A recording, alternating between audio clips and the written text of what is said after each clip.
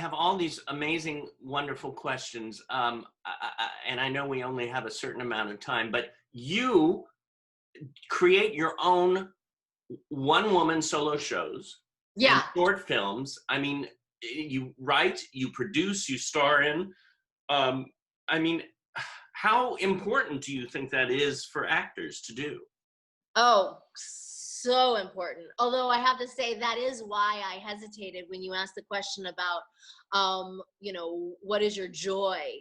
Because it is one of my joys, doing my solo shows, and yet they are tremendously personal, and in them I am 100% myself, which is ironic because here my answer ultimately was disappearing into other people.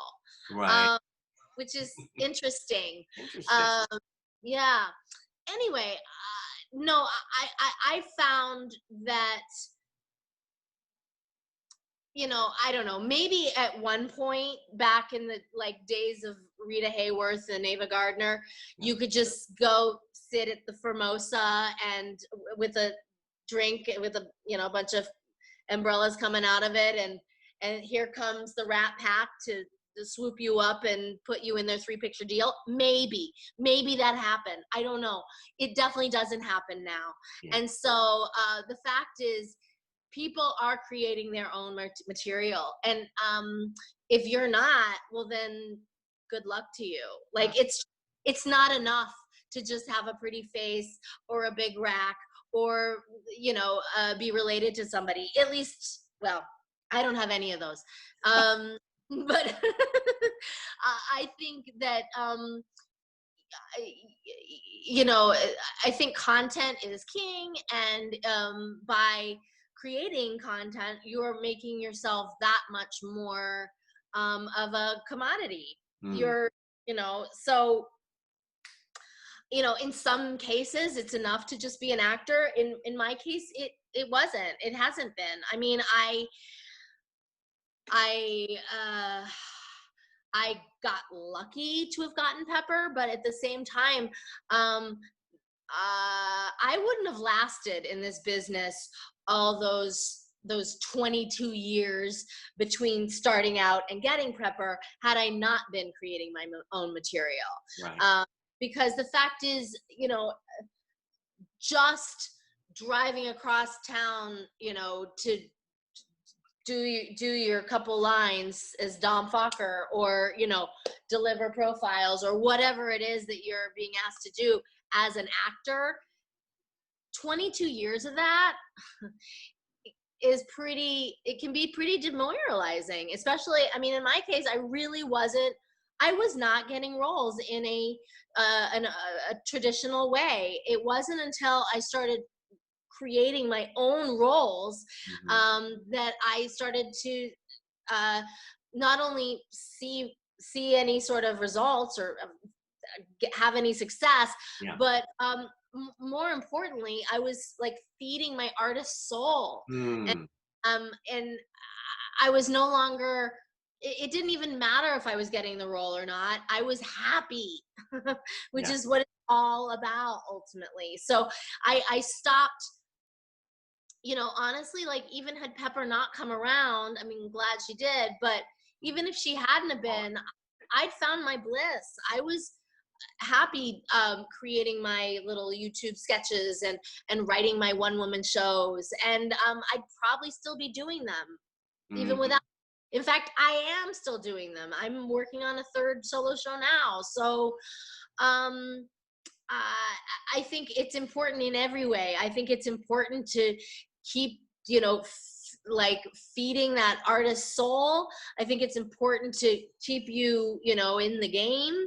I think it's important to remain competitive in this day and age where everyone else is creating. And if you're not, well, then you're kind of an anomaly and you probably ought to get to it. Yeah. Yeah. I mean, yeah. It's fine if you're, like I said, Ava Gardner, great, but I'm not. Well, this is the time to, I mean, this day and age, like you said, they don't do that other, sit in the the Well, yeah. little bar or wherever, and it's like, oh, or the drugstore or wherever you get located at. Yeah. Three of our students and friends and family from Meet the Biz and Performing Arts Studio West sent in some questions. Oh, great. I have three different questions here. Ranjani Reyes, she said, what was your favorite thing about your character on the set of American Horror Story? I think the freedom with which I was able to play her. I think I was not micromanaged in the least. All I got was one piece of direction, Yeah. and that was do Schlitzie. So Schlitzie, as we all know, was a real life microcephalic from the 1933 film Freaks, and he was my muse. He was the model for Pepper, and I knew as an actress, as long as I was staying true to Schlitzie, then I was doing my job. Yeah. And that was beautiful. The fact that that the directors and producers and creator trusted me to they gave me this very, just as much as I needed. It was 2 words, do Schlitzie, and that's all I needed. And so the fact that I had both their faith and trust, but also the freedom to take that bit of that little pearl of wisdom and do with it what I wanted and what I felt was necessary. Oh, I love that. I love Yeah. it. I love that freedom that Yeah. Andy Arias, who is a dear friend, and he was one of my first students. She's an amazing actress. How did she tap into all those unique personalities, life experience or training? And he said also give a hug to her for me. Yeah, I was gonna say, I know Andy. Hi, Andy. Well,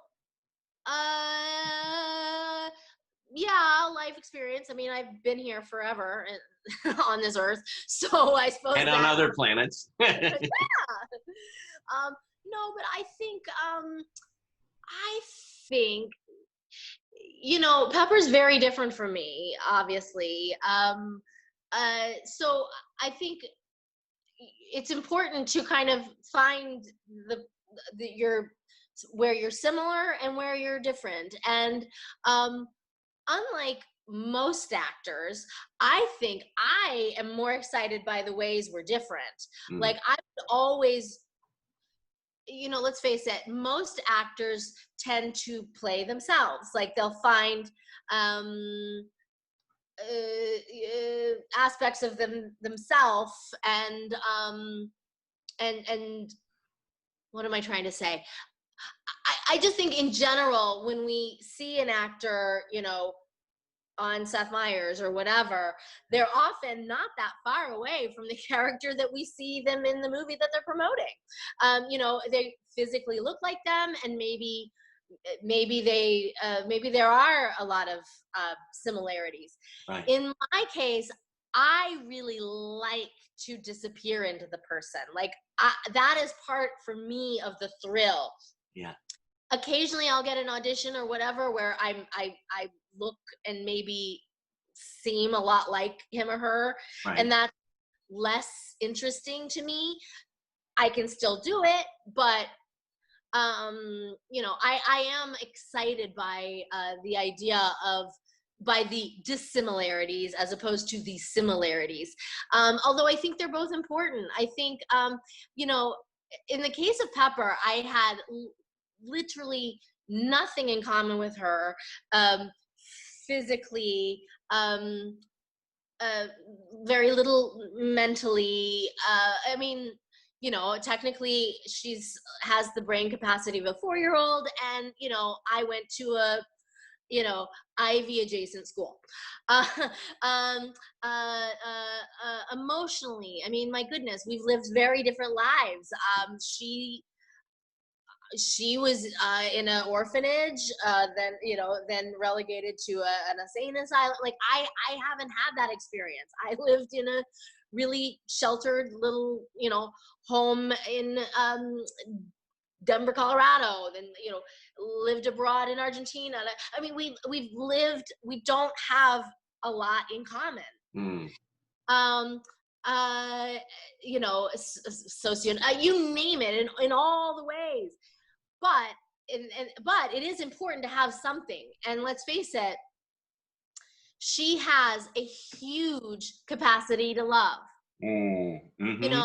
And that I can relate to. Like, I just want to play. And as does Pepper, so I think it is really important that there's something to hang our hat on. There's some like it's not like I'm someone we do have some things in common, but yeah, I could go on and on and on about how, I mean, I don't even look like her. You know what I mean? Like, right. Well, so, it's interesting how it's so true. It comes from your core and the core of love. Yes. Yeah. In her case, for sure, that was it. For that. Yeah. I mean, as an actress, we all have our processes, and in my case, it was really from the outside in. I really found that the hair and makeup really helped. It's just like, if you've ever had the experience of going into a wig shop and putting on a mane, that at least me, all of a sudden, like, if I put on a long hair, oh, there you go. What are we gonna see? I don't know. I have pearls. What else do I have? What happens when you put them on? What does it do? Oh, I don't know. Should I put on the pearls? I used this for Halloween once. I could ow. I just know when I have had the experience of putting on a long hair, all of a sudden I sound like Sofia Vergara. Look at you. All of a sudden you've literally started, like, you sat up a little straighter. I did. You pursed your lips. You did all kinds of things. You became this it's like this Mrs. Doubtfire. Right? Just think if I had a wig and glasses on now. Oh, yeah. It is interesting. I didn't know what would happen with this. And because I was looking for maybe glasses or something, I said, this is what I grabbed. But it is interesting how I sat up straight. I should do more. You did.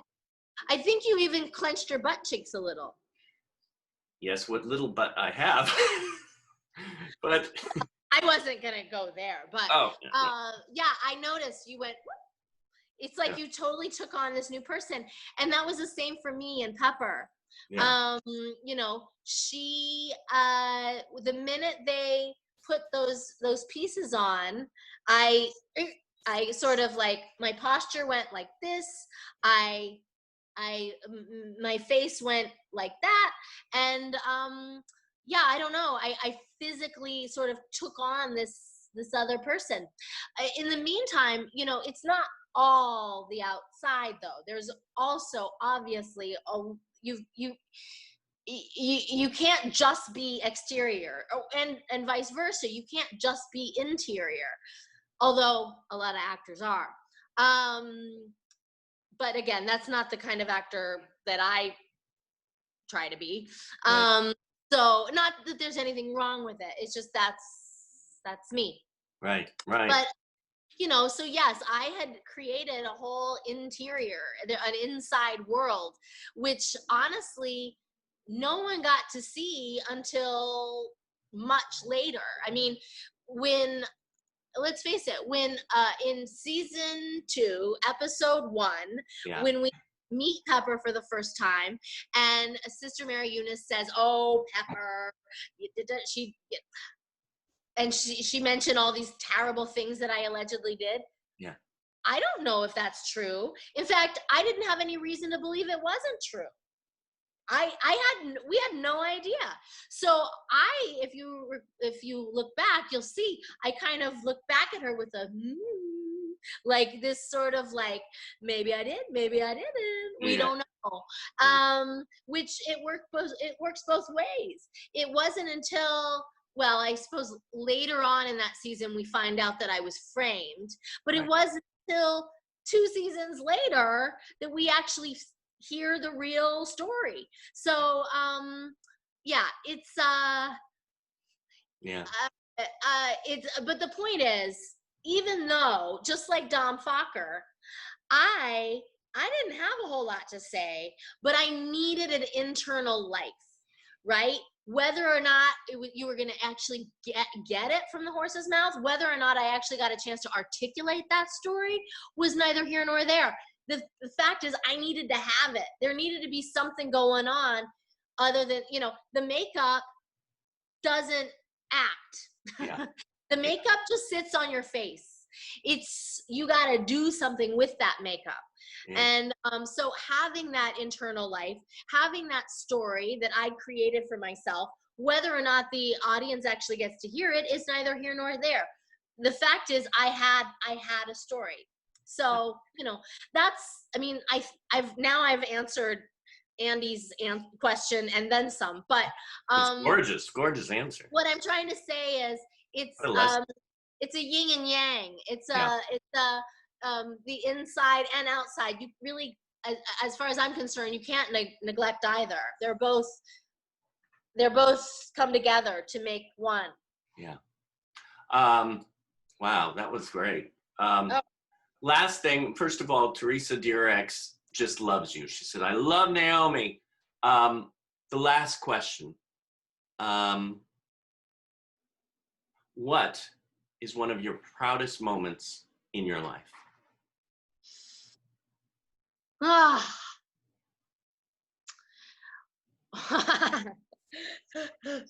not going to lie.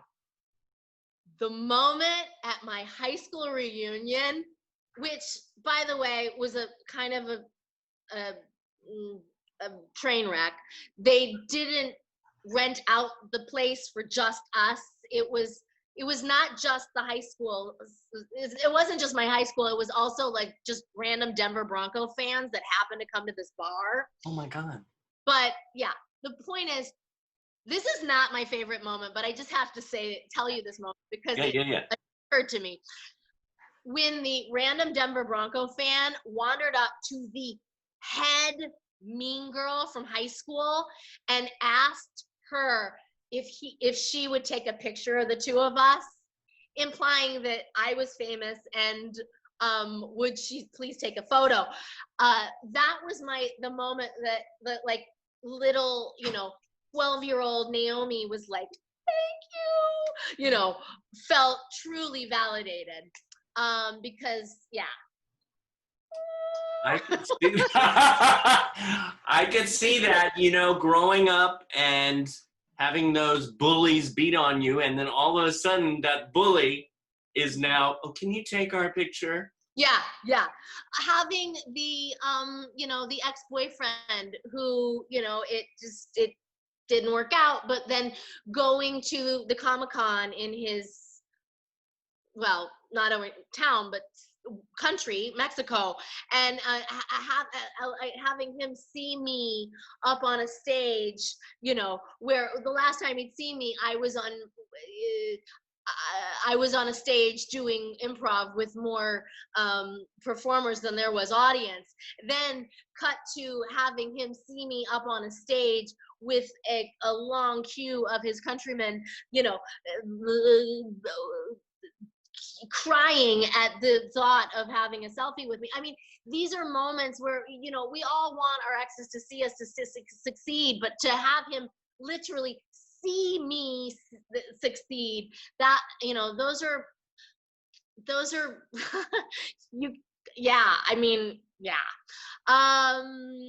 was that my proudest moment though? No, I'm getting to my proudest moment. Oh, okay. Yeah. I'm not gonna lie, again, watching my IMDb, and the day I became number one. I love that. I mean, who cares, really? Like I said, ultimately, IMDb is the ultimate of mean girl high school, like, popularity contest. But it's literally a popularity contest with the world. And when I was, like, on top of Ryan Gosling and all the other, like, gorgeous men I've ever wanted to be on top of, like, in the world, like, yeah, that felt pretty freaking great. Even though, again, ultimately I was like, you know, who cares? I'm okay. I'm gonna finally settle with this, though. I love this. Is the one I had Yeah. to, like, build up. No, I love it all. All of these are great. Those were, like, my top three. Now we're now at number one. Right.